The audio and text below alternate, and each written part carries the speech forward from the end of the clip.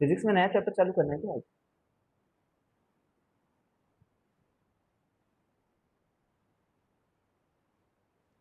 NCERT का homework तो तुम करके आए नहीं होगे?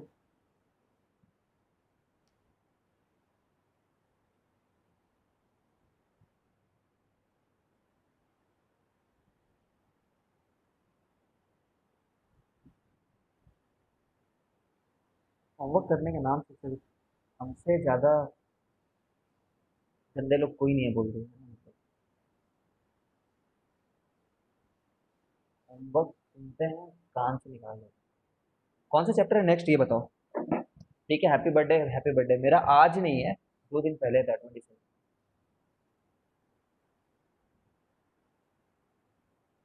27 को ऐसा हुआ था कि पहले बिजली कड़की थी, समझ रहे हो? उसके बाद में रात को 1 बजे धूप निकल आया था। ठीक है, निकल आया था। फिर आसमान से फूल बरसने लगे। ठीक है ना, फूल एकदम मतलब सफेद सफेद। इसी बीच ठीक 1 बज कर के 10 मिनट पे मैं पैदा हुआ। होते ही मैंने सीधे, मेरे को पीएम से कॉल आ गया इंडिया के, पीवी नरसिम्हा राव का।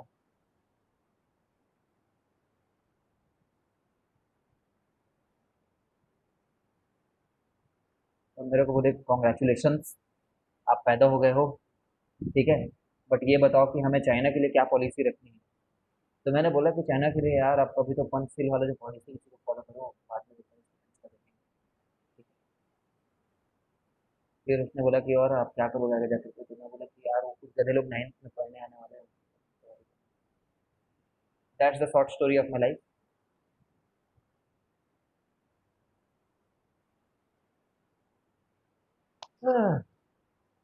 क्या चैप्टर है बताओ ना नेक्स्ट। ग्रेविटेशन है ना? फालतू की कहानियां सुना लो। अरे अरे, मैं हाइपरबोल नहीं है, सच बोल रहा हूँ। सच में आसमान से फूल गिरे थे, धूप भी निकला था।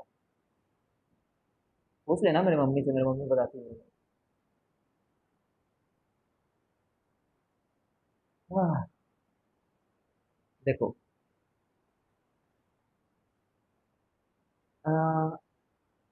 ग्रेविटेशन चैप्टर में क्या क्या पढ़ेंगे ये बता देता हूँ। बहुत इंटरेस्टिंग है पहली बात तो, बहुत इंटरेस्टिंग, क्योंकि डे टू डे लाइफ से रिलेटेड है। ठीक है, और याद रखना ये 9th में भी काम आएगा, और फिर जाकर के 11th में भी काम आएगा, फिर 12th में भी काम आएगा, 3 क्लास में काम आएगा आगे जाकर। तो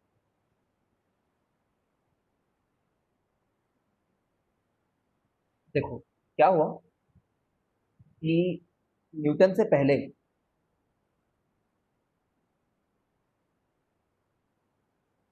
पूरी सिस्टम पढ़ेंगे ना सर। पूरी सिस्टम किस में पढ़ोगे? न्यूटन लॉज ऑफ मोशन में। वो तुम उसमें पढ़ोगे, फाउंडेशन में।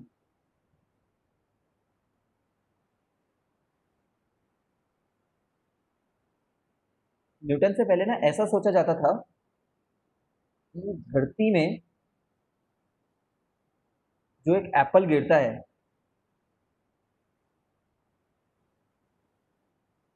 ठीक है, और जो अर्थ को सन जो अट्रैक्ट करती है,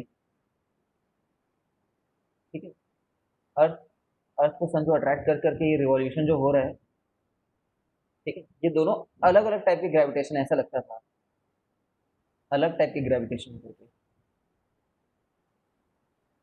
ठीक है, अलग अलग लॉ से, अलग अलग फॉर्मूले से ग्रेविटेशन की है ये पता था, बट अलग अलग फॉर्मूले से ग्रेविटेशन एक्सप्लेन होंगे लगता था। ठीक है, बट न्यूटन ने ना बोला कि नहीं नहीं ऐसा नहीं है। The same gravitational formula which will be use for explanation of a apple falling to the towards the earth, है ना,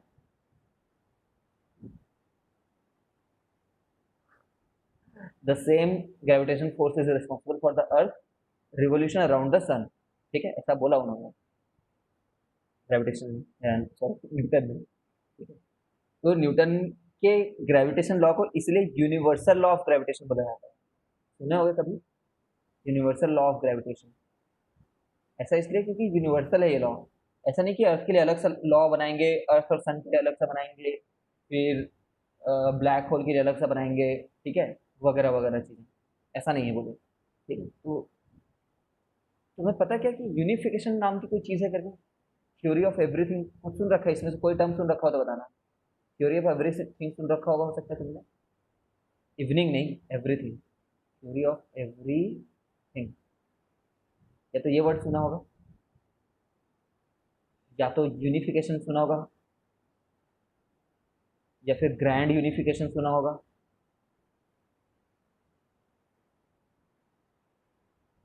नो सर, तो ऐसे लिख दो यार गरिमा, ये सुनी हो? दिल बेचारा।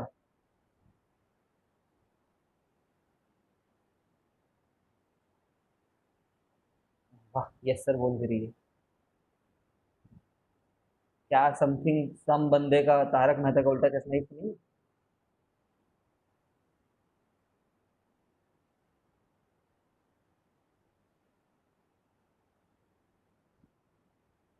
तो अगर इतना दुष्ट तुम लोग, ये सब सुना करो, थ्योरी ऑफ एवरीथिंग, यूनिफिकेशन या फिर ग्रैंड यूनिफिकेशन। इलेक्ट्रोमैग्नेटिज्म सुने हो? इलेक्ट्रोमैग्नेटिक्स या फिर इलेक्ट्रोमैग्नेटिज्म, ठीक है, ये सब तो सुने होंगे। ये नहीं सुनना है, ये तो कोई ना कोई सुना ही देगा तुम्हें। ये नहीं सुनना है। देखो क्या है, हमारे नेचर में, पूरे वर्ल्ड में, वर्ल्ड नहीं पूरे यूनिवर्स में सिर्फ चार ही ऐसे फोर्सेस हैं, चार टाइप के फंडामेंटल फोर्सेस हम लोग ऐसा बोलते हैं। दुनिया में तुम जितने भी चीजें देख पा रहे हो वर्ल्ड में, है ना, वो चार फोर्सेस से मिल करके बना हुआ है। एक है हमारे लिए ग्रेविटेशन, ग्रेविटेशन। दूसरा electromagnetics, electromagnetic force, magnetic force, है ना। ऐसी ओवरव्यू दे रहा हूँ, ये सब तुम्हारे चैप्टर का हिस्सा नहीं है, सब्जेक्ट को फील ले रहे हैं थोड़ा। तीसरा strong nuclear force, strong nuclear force. चौथा है weak nuclear force, weak nuclear force. तो ये तुम चाहे कैसा भी कोई भी फिनोमेना बता दो, चाहे कैसा भी फिनोमेना, मैं पेन को उठाऊं, किसी बॉम्ब को फोड़ दूं, तुम्हें थप्पड़ मार दूं, ठीक है, या फिर आवाज निकाल दूं, या फिर चिड़िया उड़ रही है, ठीक है, या फिर कहीं पे कुछ भी हो रहा हो, वो इन्हीं चारों फोर्सेस से एक्सप्लेन हो जाएगा, ठीक है। हम जानते हैं कि ये चार फंडामेंटल फोर्स जो है ना, हमें ऐसा लगता है ह्यूमन बींग्स को, ये चारों एक ही है, ठीक है, अलग अलग नहीं है। पहले हमें अलग अलग लगते थे, जैसे कि कुछ समय पहले हम लोग इलेक्ट्रिसिटी को अलग पढ़ते थे और मैग्नेटिज्म को अलग पढ़ा करते थे। समझ रहे हो, अलग अलग पढ़ते थे। फिर एक दिन एक बंदा आया और उसने इन दोनों को यूनिफाई कर दिया, बोले कि देखो, ऐसा सोचोगे तो ये दोनों अलग अलग नहीं है, दोनों एक ही हैं, है ना। और उसको यूनिफाई करके बोल दिया इलेक्ट्रोमैग्नेटिज्म है करके, ठीक है। वरना पहले इलेक्ट्रिसिटी अलग पढ़ते थे, मैग्नेटिज्म अलग पढ़ते थे। बता सकते हो कौन बंदे ने यूनिफाई किया, है ना। और उसने थ्योरी दी इलेक्ट्रोमैग्नेटिक थ्योरी, है ना। कौन बंदा है बताओ, जीके की बात है ये तो।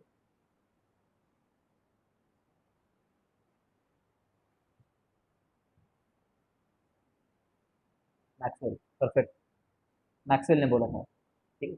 ये वो ग्लेन मैक्सवेल, मैक्सवेल नहीं है भाई जो रन वन बनाता है। बाय द वे आईपीएल आ रहा है, ठीक है। तो ये जेम्स मैक्सवेल है। आईपीएल देखता है क्या कोई?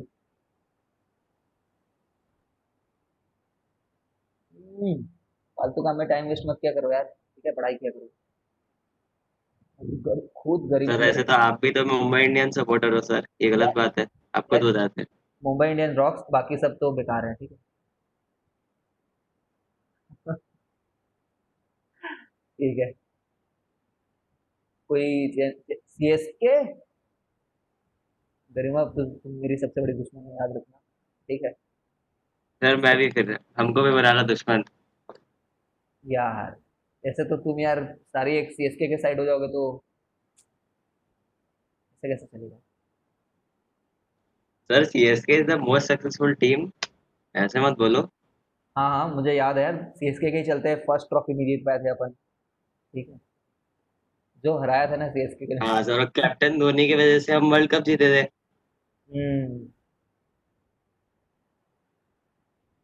फिर भी मुंबई इंडियन रॉक्स। ठीक है, तो ग्रेविटेशन में भी पहले लोग सोचते थे कि जो टेरेस्ट्रियल ग्रेविटी है, ऐसे बस बता रहा हूँ, एक वर्ड है टेरेस्ट्रियल। देखो गरिमा, तुम जो भी लिख रहे हो ना मुंबई इंडियंस के आगे, वो मुझे ऐसा दिखता है, तो मैं तो इसको यही मानूंगा कि रॉक्स। ठीक है, तुमने ये लिख रखा है जो। तो एक टेरेस्ट्रियल ग्रेविटी अलग है, और ऐसा लगता था लोगों को कि आउटर स्पेस वाली ग्रेविटी है ना, स्पेस वाली ग्रेविटी, वो अलग अलग है। बट इसको किसने यूनिफाई किया? अब इसके बारे में एक्सेस तुम नहीं पढ़ोगे कि यार यूनिफाई हुआ है, क्योंकि छोटी सी घटना थी, न्यूटन ने बता दिया था। ठीक है, बट इसके लिए काफी दिमाग लगा था। ठीक, तो देखो हमने इसको इसको यूनिफाई कर दिया। ठीक है, ऐसे ही जा करके ना, सर वीक न्यूक्लियर फोर्स को बताइए ना, बता रहा हूँ। वैसे ही आज के दिन में ये दोनों यूनिफाइड हैं, हम इलेक्ट्रो वीक बोलते हैं इसको। इन दोनों को यूनिफाई करने के बाद इलेक्ट्रोमैग्नेटिक वीक नहीं बोलते, बस नाम नहीं रखा है वैसा, इलेक्ट्रो वीक बोलते हैं। ठीक है, हमें कहीं ना कहीं पे बहुत कम स्तर में स्ट्रॉन्ग न्यूक्लियर भी यूनिफाइड है। मतलब हम एक्सप्लेन कर पाते हैं सिंगल फार्मूला से, समझो रफली समझना है तो सिंगल फार्मूला से तीनों फोर्स एक्सप्लेन हो जाते हैं। ग्रेविटेशन कैसे जुड़ेगा इनके साथ में ये पता नहीं है हमें। हमें नहीं पता ग्रेविटेशन को क्या लॉजिक से जोड़े बाकी तीन के साथ, है ना। हमारी साइंस उतनी विकसित नहीं है, उतनी विकसित नहीं है हमारी साइंस। ठीक है, खैर, अभी तो तुम ये देखो कि स्ट्रॉन्ग न्यूक्लियर में क्या होता है, जानते होगे कि दो प्रोटॉन भी रह जाते हैं एक न्यूक्लियस के अंदर में। सुना होगा तुमने कि न्यूक्लियस के अंदर में बहुत सारे प्रोटॉन हो सकते हैं। जैसे कि अगर तुम ऑक्सीजन के बारे में बात करो, तो ऑक्सीजन में 8 प्रोटॉन और 8 न्यूट्रॉन रहते हैं न्यूक्लियस के अंदर में। तो 8 प्रोटॉन लोग इतना रिपेल कर रहे होंगे, बहुत ज़्यादा रिपल्सन होगा, फिर भी बंधा रहता है। और मैं बोलता हूँ बंधा इसलिए रहता है because strong nuclear force act करता है साथ में। रिपल्सिव फोर्स तो है, रिपल्सिव फोर्स लोग एक दूसरे को धक्का देना तो चाहते हैं, ठीक है, बट उसके साथ साथ उनके बीच में एक दूसरे टाइप की भी फोर्स है एडिशनल, वो है स्ट्रॉन्ग न्यूक्लियर फोर्स, जिसके चलते वो स्ट्रांगली बंधा हुआ है। ठीक है? अब आते हैं, हाँ तो याद रखना जीके के लिए, which force is responsible for the stability of the nucleus. Stable है वरना फट जाता है रिपल्शन के चलते। Strong nuclear force is responsible for the stability of the nucleus. अब आता है वीक न्यूक्लियर फोर्स, ऐसे ही हम बता रहे हैं, this is not at all in syllabus. Weak nuclear force is the force which is responsible for radio activity, समझ लो radio activity. ये रेडियो एक्टिविटी क्या है? Alpha decay, sorry beta decay, है ना, और भी बहुत सारे प्रकार के क्वार्क के कन्वर्जन वगैरह। ठीक है, डीकेज वगैरह को बताता है, एक्सप्लेन करता है, बता रहा हूँ मैं और क्या, ये है ना डीकेज। और स्ट्रेंज पार्टिकल के प्रोडक्शन, स्ट्रेंज पार्टिकल तुम सुनोगे कि कुछ पार्टिकल्स होते हैं, क्वार्क होते हैं, क्वार्क, कुछ क्वार्क स्ट्रेंज टाइप के क्वार्क होते हैं। ठीक है, उनका डीके को समझाता है, बेसिकली डीके वर्ड को याद रखना। अब डीके क्या होता है? ऐसा होता है कभी कभी किसी किसी न्यूक्लियस में, in some nucleuses it may so happen कि एक प्रोटॉन खुद से ही न्यूट्रॉन में कन्वर्ट हो जाए। ठीक है, प्रोटॉन न्यूट्रॉन में कन्वर्ट हो जाता है खुद से, है ना, एक पॉजिट्रॉन छोड़ देता है। ये इलेक्ट्रॉन नहीं है, ये इलेक्ट्रॉन का एंटी मैटर है। ठीक है ना, एंटी मैटर सब पढ़ोगे तुम तो, थोड़ा सा ही पढ़ोगे, बट मेरे से पढ़ोगे तो मैं बहुत पढ़ रहा हूँ। खैर, प्रोटॉन न्यूट्रॉन और पॉजिट्रॉन में कन्वर्ट होता है, और उसी समय एक न्यूट्रिनो भी निकलता है, न्यूट्रिनो। ठीक है, तो ये जो चीज खुद से फट करके ऐसा बन जा रहा है ना, तो कोई ना कोई फोर्स तो रेस्पॉन्सिबल होगा ही। ठीक है, कुछ ना कुछ तो ऐसा अंदर में इंटरनल फोर्स रहा होगा जिसके चलते ऐसा होता होगा। ठीक है, तो ये जो चीज है, ये वीक न्यूक्लियर फोर्सेस के चलते होता है। ठीक है, ऐसा कुछ फोर्स होता है वीक न्यूक्लियर, उनके इंट्रैक्शन के बीच में ऐसा होता है। बहुत डिटेल इसलिए जाने की जरूरत नहीं है क्योंकि बहुत डिटेल काफी लोगों को नहीं पता है। मुझे थोड़ा ज्यादा आता है, but that is not my domain over here. ठीक है, किसी दिन मस्ती मस्ती में क्लास रखेंगे जिसमें फिजिक्स जैसे अजीब अजीब सवाल।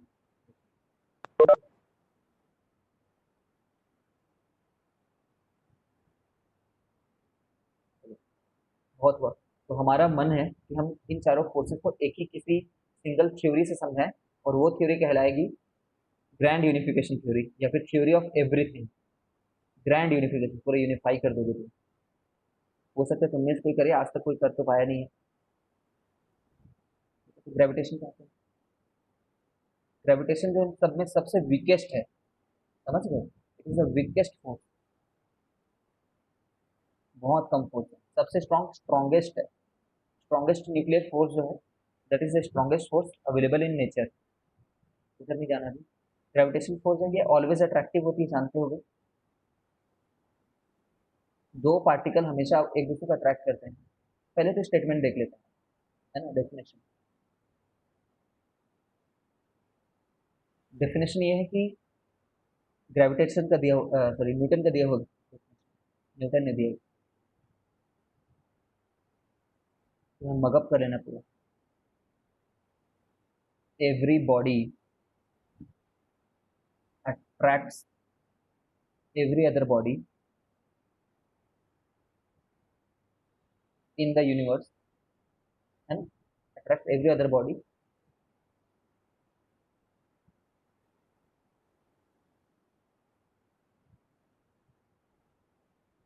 with a force that is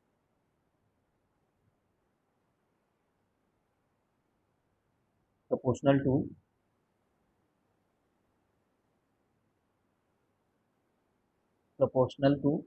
product of their masses,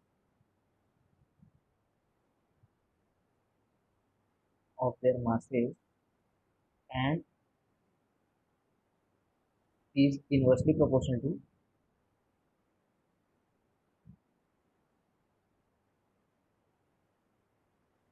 distance between them, distance between them। एक बार देख लो फिर मैं समझा रहा हूँ।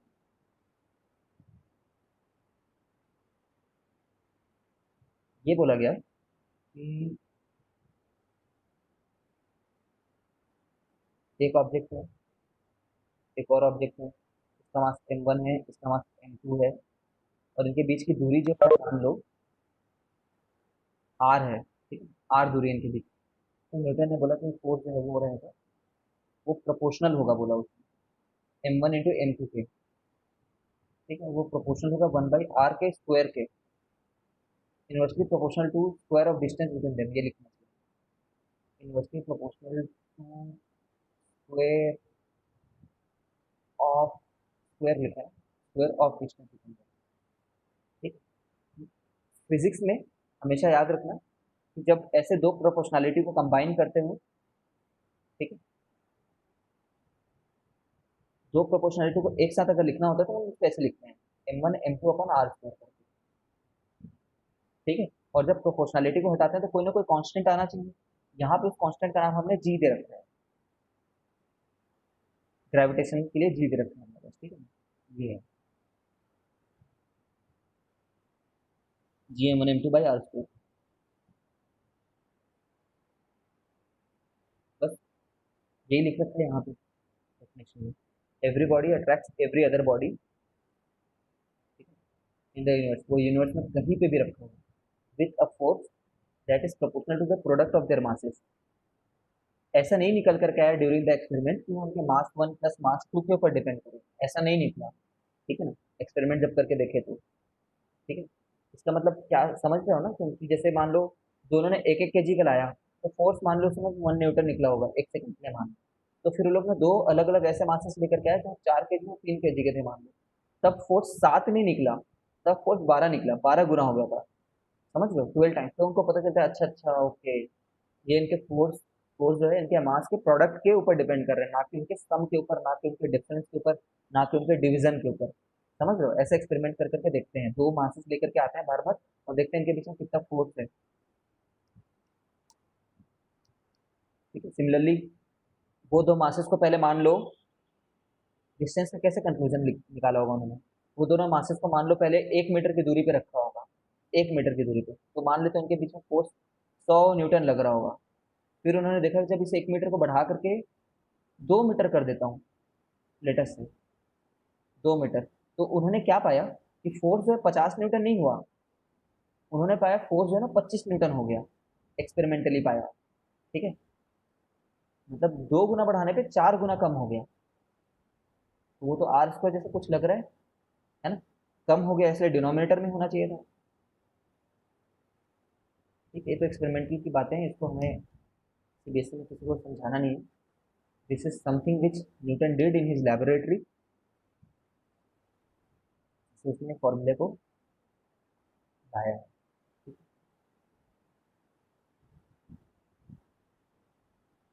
इसी फॉर्मूले के ऊपर खेलना है पूरे चैप्टर में। ठीक है, अब देखो क्या होता है।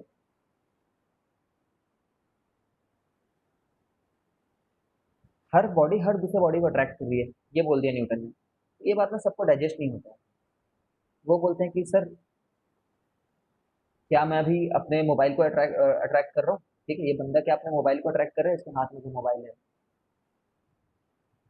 है ना, तो हाँ, इसकी पूरी बॉडी इस मोबाइल को अट्रैक्ट कर रही है, और ये मोबाइल भी इसको अट्रैक्ट कर रहा है, थर्ड लॉ के चलते, न्यूटन थर्ड लॉ के चलते। ठीक है, तो क्यों नहीं आ जा रहा मोबाइल इसकी तरफ? क्योंकि उसने खुद हाथ में होल्ड करके रखा हुआ है। ठीक है, खुद हाथ में होल्ड करके रखा हुआ है, और हाथ के ही चलते वो रुक रहा है, समझ ना, हाथ तुम्हारे खुद रोक रहा है उसको। ठीक है, प्लस एक बात तो ये हो कि होल्ड करके रखा हुआ है, और दूसरी बात, वेरी वेरी लिटिल फोर्स होगा, वेरी लिटिल फोर्स। ठीक है ना, क्योंकि तुम जी का वैल्यू जानते हो, कोई जानता है तो बताओ। 6.67 into 10 to the power minus 2. Universal gravitation constant. ठीक है ना, तो यूनिवर्सल ग्रेविटेशनल कांस्टेंट, कांस्टेंट नाम होता है इसका, इसको जी बोलते हैं। ये होता है 6.67 इंटू 10 to the power -11। ठीक है, बोलने में भी शायरी जैसा है, 6.67 इंटू 10 to the power -11। क्यों? rapidity। ठीक है, यूनिट कोई बता सकता है क्या? यूनिट यहाँ से देख करके बता पाते हैं अपन? इतना आप समझ में आना चाहिए हम लोग को। ऐसा यूनिट लिख दूं क्या कि एफ इंटू आर का स्क्वायर अपॉन m1 m2 लिख दूं ऐसे करके मैं, तो ये जी हो जाएगा। समझ पा रहे हो? तो मैं लिखता हूँ एफ का यूनिट न्यूटन, आर तो मीटर होता है, तो मीटर का स्क्वायर, है ना, ये मास नहीं है, ये मीटर है, और नीचे में केजी इंटू केजी, तो केजी का स्क्वायर, ये यूनिट हो गया, पूरे यूनिट के साथ रटा हुआ होना चाहिए। न्यूटन मीटर स्क्वायर पर केजी स्क्वायर। ठीक है, 10 to the power -11 बहुत छोटी वैल्यू होती है दोस्तों, बहुत छोटा होता है ये वैल्यू, इसी के चलते बहुत छोटा है ये, है ना, और ये एक्सपेरिमेंटली डिटरमाइंड वैल्यू है, तुमने या फिर मैंने नहीं बताया इसको। ठीक है,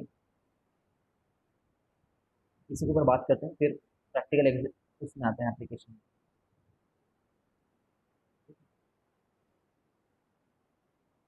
पहले तो ऐसा आ जाता है पहले कि जैसे ना, एक नोट याद रखो,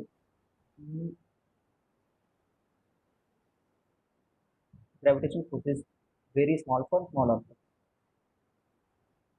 force is very small for small object.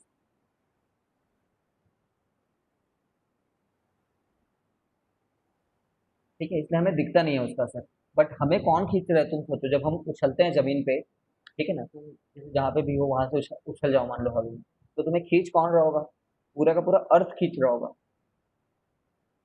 ठीक है ना, पूरा का पूरा अर्थ खींच रहा होगा, इसलिए तुम उसकी तरफ अट्रैक्टेड होते हो। एक बार एग्जाम्पल देखते हैं, चलो आज हो जाए एग्जाम्पल। फाइंड फोर्स बिटवीन, ऐसा मान लेते हैं एक मिनट के लिए कि छाया जो है, छाया तुम्हारा वजन कितना है? 20 किलो।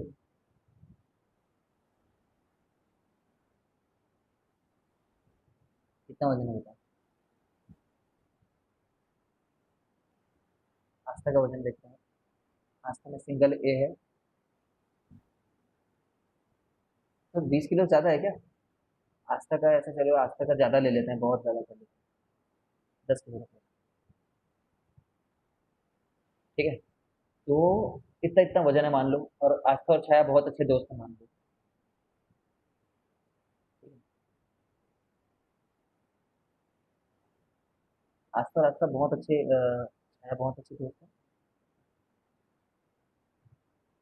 ठीक है, बट सोशल डिस्टेंसिंग के लिए ये लोग अभी 1 मीटर की दूरी पे हैं। क्या 10 किलो, 10 किलो कम लग रहा है तुम्हें? 10 किलो बहुत होता है ना? बट सोशल डिस्टेंसिंग के लिए 1 मीटर पे है, इनको पता नहीं है 1 मीटर ज़्यादा होना चाहिए, बट तो इनके बीच में ना कोई ग्रेविटेशनल फोर्स तो है, उसी फोर्स को निकालना है। तो हम लोग बोलेंगे कि फॉर्मूला तो यही है यार अपना, G m1 × R²। ठीक है, तो G m1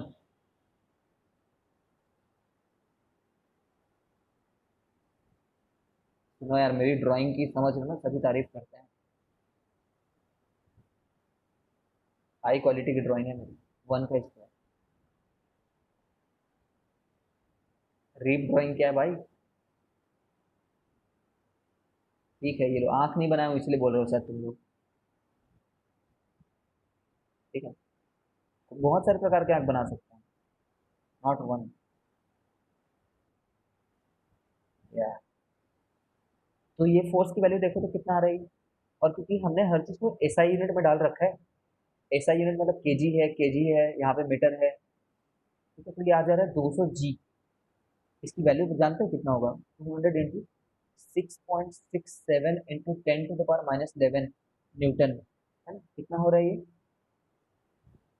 मैं गलत करूँ तो बताना। ठीक, 200, 7 × 14, 6 × 12 = 13, 6 × 12 = 13। ठीक है, कितना इंटू 10⁻11, कितना छोटा वैल्यू देख रहे हो? 0.0000006, 7 बार, फिर 1 3 3 4, इतना न्यूटन। ठीक है सर, अनुराग सर की ड्राइंग मस्त है, अनुराग सर की ड्राइंग मस्त बोलने वालों, आई एम ऑफेंडेड।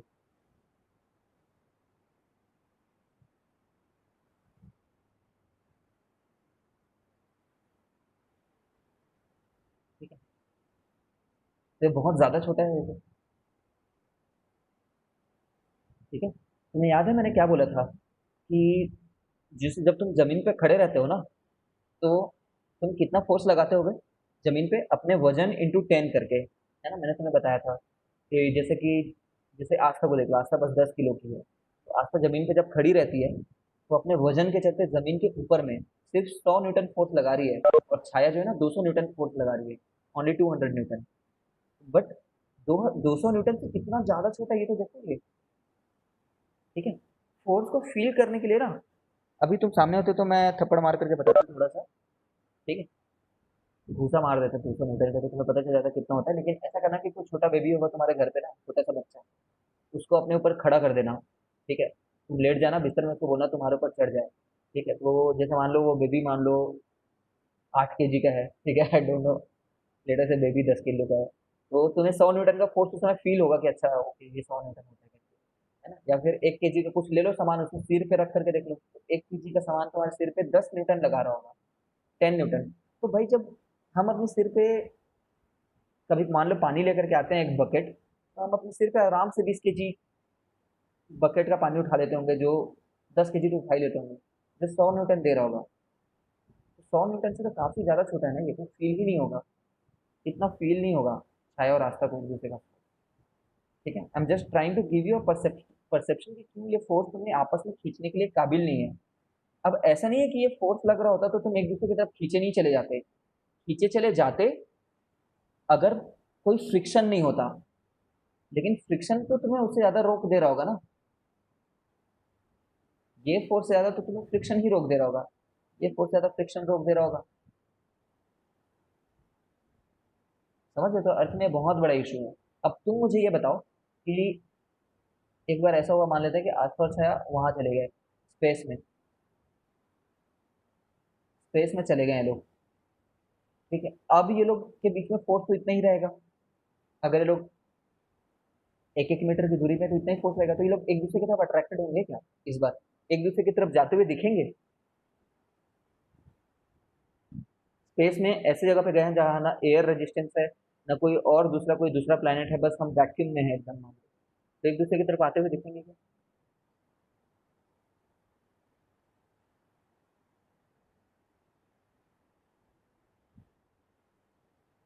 हाँ एग्जैक्टली दिखेंगे, ठीक है ना, बहुत धीरे धीरे दिखेंगे, बहुत ही धीरे धीरे। हो सकता है तुम्हें 5 घंटे इंतजार करना पड़े तो एक आध मिलीमीटर चले हों ये लोग, ठीक है, फिर 10 दिन बाद आधा मीटर चले हों, ठीक है, लेकिन चलेंगे एक दूसरे की तरफ, धीरे धीरे जाएंगे। बिकॉज वहाँ पे कोई फ्रिक्शन फोर्स, कोई रेजिस्टिंग फोर्स, कोई दूसरा चीज़ नहीं है इस चीज़ को कैंसिल करने के लिए, ठीक है। तो अभी देखना यार, तुमने मेरे डायग्राम की बुराई करी थी ना, अब मैं अच्छी डायग्राम बना कर दिखाता हूँ, तुमने मजाक समझ लिया। अब हम लोग फोर्स बिटवीन छाया और आस्था ना निकाल करके force between Aastha and earth निकालेंगे, ठीक है। क्वेश्चन है, find force between Aastha, double A नहीं है, जो कि 10 kg की है बस, अभी छोटा सा बच्चा भी हो, एंड अर्थ। अर्थ, अर्थ का मास कितना है पहले फिर से एक बार और बताते तो लोग जानते तो होंगे, नहीं जानते तो रटो, something into 10 to the power something.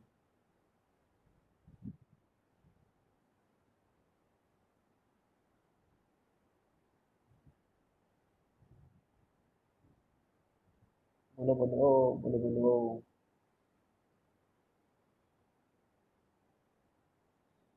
ठीक है, 6 into 10 to the power 24 kg होता है। You have to mug this thing up यार, है ना। एक्चुअली में 5.8 इंटू 10 टू द पावर 24 होता है, बट उसको 6 ले लेते हैं कैलकुलेशन के लिए, ठीक है, मान लो, ठीक है। अर्थ, अर्थ का मास ये है। और ना, क्या कर लेते हैं, यहाँ पे तुम्हें एक चीज पता चलेगा, देखो देखो कितना अच्छा डायग्राम बना सकते हैं।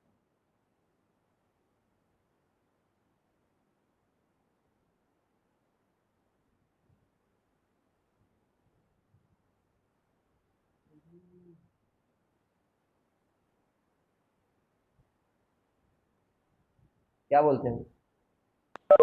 नहीं, क्या बोलते हो?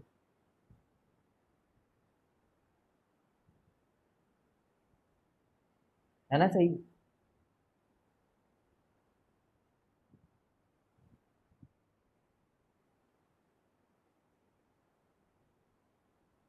ठीक है, चलो अब नहीं हो रहा वो, फिर से आ गया, ठीक है। तो अगर आस्था और अर्थ के बीच में फोर्स लगाना ना है, तो हम लोग क्या करेंगे, इनके बीच की दूरी क्या लूंगा मैं इसमें, फोर्स का फॉर्मूला तो यही रहेगा, तुम सोचो। सभी चैप्टर की बातें चल रही हैं, हम मस्ती में बात नहीं कर रहे हैं ना। मैं इनके बीच की आर क्या लूंगा, what's will be the R. मान लो इसकी हाइट 2 मीटर है, मान लो 1 मिनट के लिए, ठीक है, 2 मीटर है। तो क्या लेना चाहिए यहाँ पे इनके बीच में? अर्थ की रेडियस पता है तुम्हें?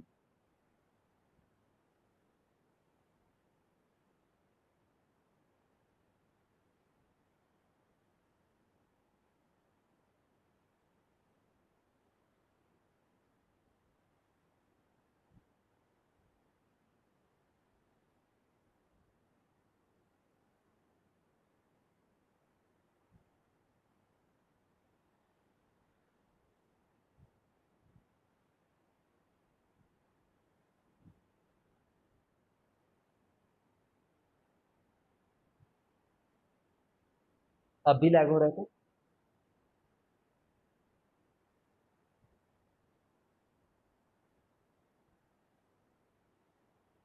अब भी लैग हो रहा है।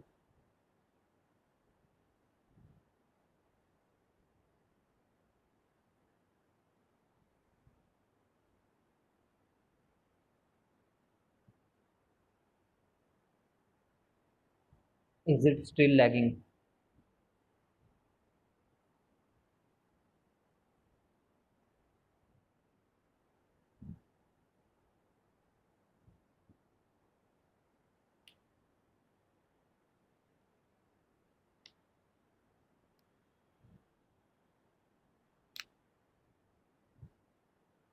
अभी भी लैग हो रहा है क्या? मेरे को आवाज वो बताओ एक बार।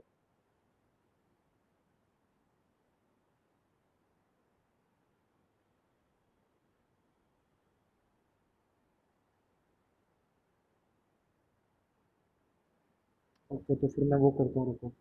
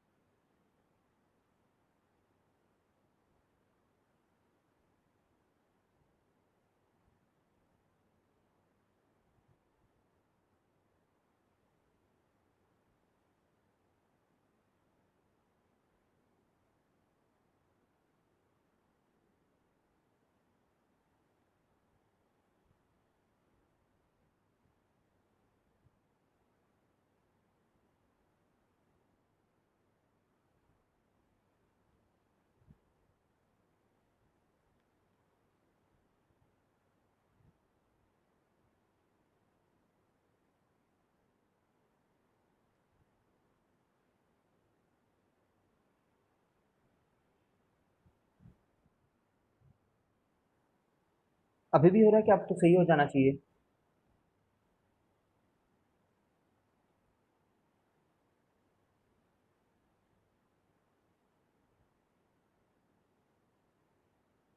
ठीक है, चलो स्टार्ट करते हैं। ओके, देखो, मैं तुमसे ये पूछना चाह रहा हूँ कि अर्थ का रेडियस जो है ना, पहले तो याद रखो, ये 6400 किलोमीटर है। ठीक है, 6400 किलोमीटर मतलब 6400 × 10⁻³ मीटर, समझते होगे? तो ये इतना है और ये 2 मीटर है, तो मैं आर, अभी जब मैं आस्था और अर्थ के बीच में फोर्स लगाने वाला हूँ, जब आस्था खुद धरती के ऊपर खड़ी है, तो मैं आर को क्या लूँ? आर को मैं ये ले लूँ क्या? चार ऑप्शन है तुम्हारे पास, बताना। आर को मेरे को ये ले लेना चाहिए क्या, 0 मीटर, या फिर बी लेना चाहिए मुझे 6400 × 10⁻³ मीटर, ठीक है? या फिर सी मुझे लेना चाहिए 6400 × 10⁻³ +2 मीटर, है ना? या फिर डी 6400 × 10⁻³ +1 मीटर, क्या लेना चाहिए बताओ? कौन सा दूरी लूँ मैं? उनके बीच की दूरी को जीरो बोलूँ, है ना? या फिर क्या बोलूँ, टी फॉर 1 मीटर बोल दूँ, क्या बोलूँ मैं?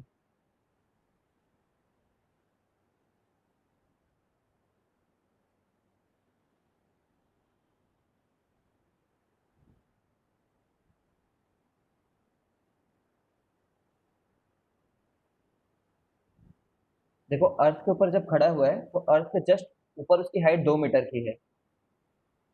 अर्थ के ऊपर में हाइट उसकी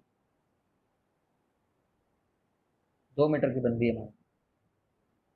चलो, गेस सही कर रहे हो, मतलब अच्छा गेस कर रहे हो, ठीक है। बट एकदम ही स्ट्रिक्टली स्पीकिंग, जो आंसर होता है ना, वो डी होता है इसका।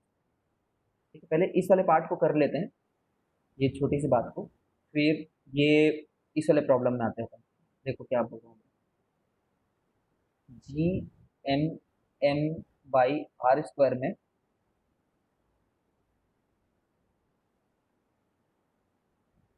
जी एम बाई आर स्क्वायर में जो दूरी होती है ना, सेंटर टू सेंटर होता है यार। R is distance between centre to centre of two bodies, वो जो दो बॉडी है। ठीक है, इसी चीज के चलते,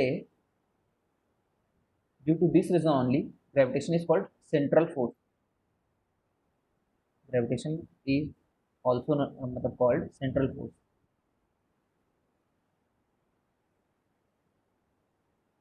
ठीक है ना, ये बात को थोड़ा याद रखना, है ना? ये वाली दूरी लूंगी यहाँ से लेकर के यहाँ तक।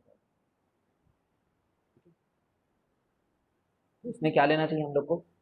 डी लेना चाहिए, क्योंकि अर्थ से लेकर के वहां, ये वाली दूरी चाहिए हम लोग को बेसिकली, यहाँ से लेकर के यहाँ तक वाली। ठीक है, तो यहाँ से पहले तो अर्थ तक गए तो 6400 मीटर, 6400 किलोमीटर तो वैसे ही हो गया। फिर उसके बॉडी के हाफ तक गए, है ना, हाफ ऑफ द बॉडी।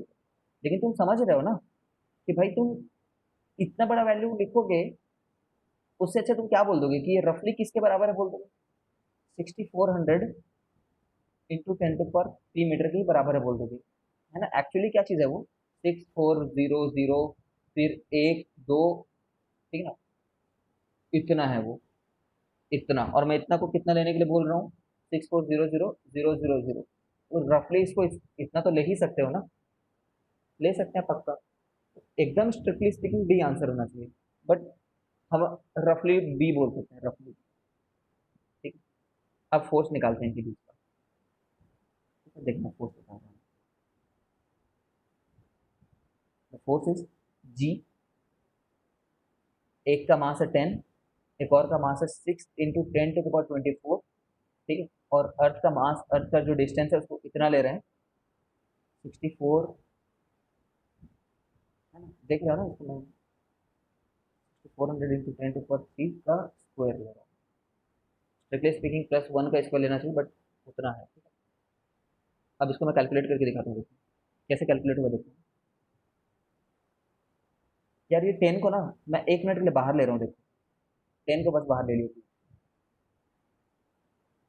तो जी, मास ऑफ अर्थ, ठीक है। एक बार डिस्कनेक्ट करके रिकनेक्ट हो जाती है।